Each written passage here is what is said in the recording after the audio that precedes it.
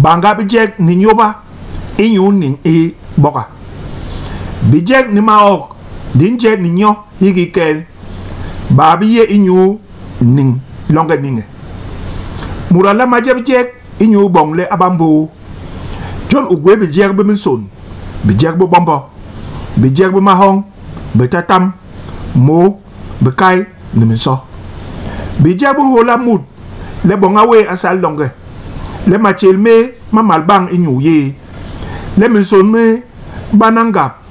Le ala asal inson iyen seng inyuu ning ye ikene bisu. Ngimbor inyo machel mabor bape inyuu ibanangui. Begwel mo le hat ikene bisu.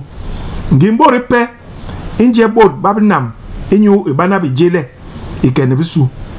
Borba koba kiki ibante he imam ilolombi abu bongbo.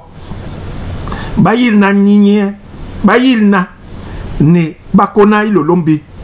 Bahyum lana ki ikere gweha kiki bayem likok abu gwezbo ne tohol bo ingera babi solob ingor le tuba.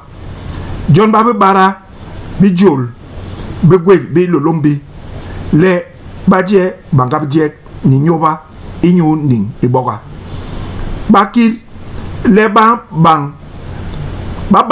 kol mao ndimbu njombongo iyon ni bo inyuu ihimle ilolombi ni batu pe atibo yini pe le baba kunde John ilolombi abiti bo mben bisu inile man me aje bang bijek anyo bang ma ok malonga anenye tigala yilang kol ulong